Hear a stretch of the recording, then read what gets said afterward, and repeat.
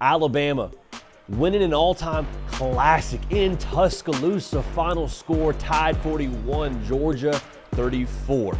Listen, I don't want to be a victim of the moment. We are less than 24 hours removed from this game, but it felt like, to me, one of the greatest college football games in the regular season, at least, of all time. Especially if you subtract rivalry weekend college football games. I mean, that was an instant classic. When you're playing NCAA 14, you get the game rank after the game finishes up. That's number one in my book, or at least in that top 5 discussion. Again, probably being a victim of the moment, but that's okay because we'll talk about what Alabama did last night. We'll talk about what it means for them going forward. Talk about the optics around Bama. Are they now maybe the best team in college football 5 weeks through the season? We'll discuss it. If you're an Alabama fan, need y'all to be subscribed right here to the On3 YouTube channel. If you haven't subscribed yet, no time like the present. Your Tide are rolling. Going to talk a lot about them going forward. Would love to have y'all a part of this. Would love to have y'all a part of this college football sicko community. So there's a lot to talk about from last night. And we'll get to the X's and O's part of it here as we go throughout this segment. But one of the things that just jumped off the broadcast to me was the competitive composure from this Kalen DeBoer coach team. Because that was one of the questions that we had coming into this whole thing, right? I mean, Kalen DeBoer's team hasn't played an SEC team yet, and the question around him when he took the Bama job was like, yeah, he can coach ball, but hey, now this script A and everything that comes with it, that's a different ball game now. That's a whole different oxygen you're breathing. The spotlight, the stakes, every single game and what it means in the SEC. This is not the same as that gig you had out there in Seattle, Washington. Is he cut out for it? Was the question we all had. And it became very, very apparent as Alabama went up 28-0 and all of our jaws were collectively on the floor. It's like, oh yeah, I think he had his team ready to play. Yeah, I think they were just fine taking big swings early on in this football game. That was, I think, one of the most telling things is how, quite honestly, overwhelmed Georgia looked when trying to defend Alabama's game plan. They had it all working, man. They had all the sauce going. You had Jalen Milroe on the design quarterback runs. You had the pass game going. They had Georgia out of sorts in space, which is something you pretty much never see from a Kirby Smart outfit. The way they were able to put Georgia on their heels told me everything I needed to know about the game plan, yes, but also in terms of how Kalen DeBoer had this team prepped competitively, emotionally, heading into this spot. Now, if you have a complaint coming out of that game last night, if you're a Crimson Tide fan, is like, hey, that's great to go up 28-0. Let's hold the lead. Let's not have it be a thing where all of our hearts are beating like a marathon kind of pace into the fourth quarter. Totally fair. That's probably something that you have to unpack, especially with a defense that has some young guys on the perimeter. But even with that being said, I honestly think that you can have the same conversation around competitive composure around the way that they were able to find a way to win late. And yes, again, you want to hold that 28-point lead. There's no way to put lipstick on that pig. But I think the ability to have the steady hand, to not panic, when you got Georgia coming after you, who, quite frankly, you could make the argument the best team in college football, or at least in that discussion leading into that game.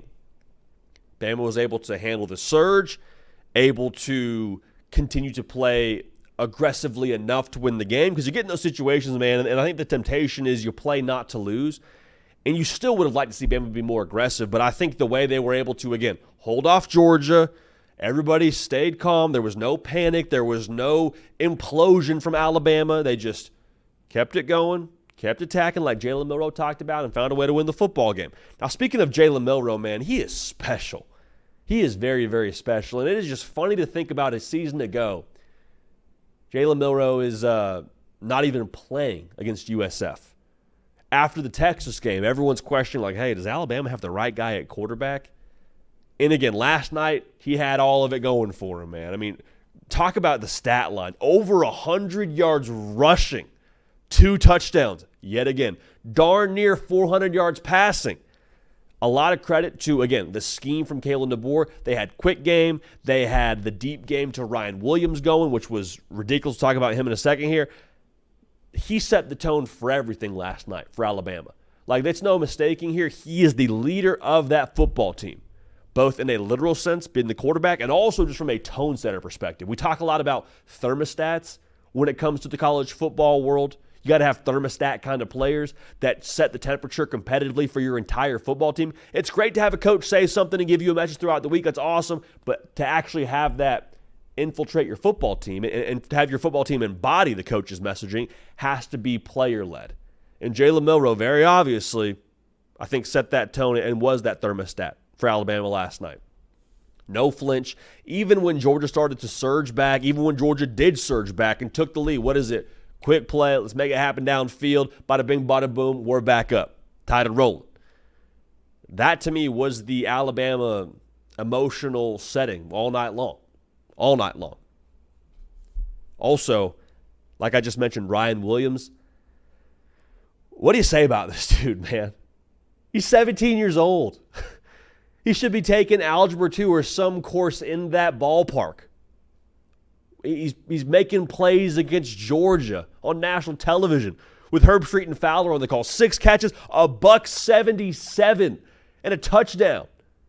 His eye black and that mentality, seeing that from the jump whenever the broadcast zoomed in on that, you can go check out on Twitter what it actually says. But that, to me, told me everything I need to know about this dude. There was no fear stepping into that spot. And I think a lot of people say, oh, well, good for Alabama utilizing him, the young kid, having him ready to play. Totally true. I'll just say this. Ryan Williams has some things that, just from a psychological perspective, you can't coach up. You cannot get a 17-year-old ready for that moment. As much as you coach it, as much as you talk him through it, you can try, but to have him make that bobbling catch, to have him make that catch to ultimately end up being the go-ahead score that proved to be the difference in this football game, that's different. That is very, very different. The physical skills are obvious. One-on-one, I think he can win against anybody in America. All right, because that Georgia secondary, say what you want about what happened last night, a lot of NFL draft picks. A lot of NFL draft picks in the back end for Georgia. It wasn't like he just had his way against some lesser competition. He's not going to see a whole lot better than that throughout his time in Tuscaloosa, much less this year. So Ryan Williams, again, a little bit different, psychologically, competitively, and then obviously what he did last night physically. How about the defense, too? I openly questioned what Kane Wommack's defense was going to be at Alabama. And I don't want to do this whole tale of two halves discussion because that's absolutely true. There was Alabama in the first half, and then Alabama, quite frankly, took their lumps in the second half. But you got to give them credit for what they were able to get done in this football game as a whole. Got in their bag, brought pressure, something we hadn't really seen them do to this point in the year, and the way they were able to wreak havoc, very, very clearly surprised what I would call a very poised, typically very experienced-looking Georgia outfit. Carson Beck doesn't turn the football over. Before this game, he did not have one multi-interception football game. All right, he had 3. One that ended up being the difference in this football game.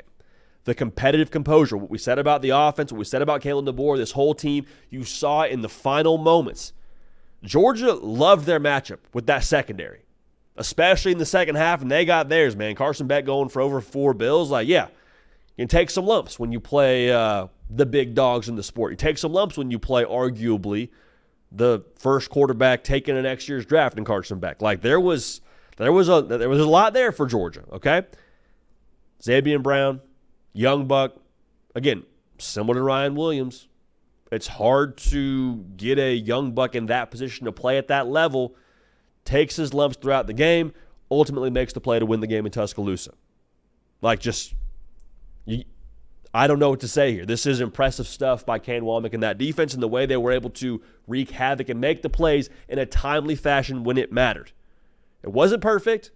If you give up 400 yards passing, at some point in time you're going to get beat, but I think you got to give a lot of credit to that defense and the way they played. So this is kind of bizarre to say, but as a college football fan, as we sit here, we're going to get the AP poll a little bit later. Don't really care about that, to be honest with you. We just kind of call it as we see it. I think Alabama's the best team in college football right now. And we have a whole video out on this channel throughout today. So if you're watching right now, there's a good chance it's already out on the channel. But if it's not yet, it will be. I'm glad the game finished the way that it did. Because I think the temptation for a lot of folks, if Alabama were to run away with this thing and the final score was 35-7 and Georgia doesn't surge back, the temptation for some people would have been to question, well, hey, is Georgia any good? Well, hey, did that Kirby Smart team kind of fall off because they looked a certain way against Kentucky and then they get boat raced in Tuscaloosa? And, I think everything we saw last night was real, both from Bama and from Georgia. I got to make this very, very clear. Georgia is not a sorry football team. Georgia is probably still making the college football playoff. Decent chance we see this game again in Atlanta for the SEC championship. Georgia is not a sorry football team. A lot of NFL players. I talked about Carson Beck. Can make a case to have the best college football coach in the sport in Kirby Smart. He's got 2 national titles to make that case for him. So to see them win the game in the fashion they did and to see Georgia surge back, that's the most impressive win of this season. I think the eye test tells us a lot about Milroe and the offense and the defense wreaking havoc. To me, have your discussion, say what you want to say, but 5 weeks through the season, Alabama to me is the best team in college football. Now, will they finish that way? The SEC is going to tell us, man. The SEC is the ultimate truth serum, man. That schedule, it's going to tell you what you are.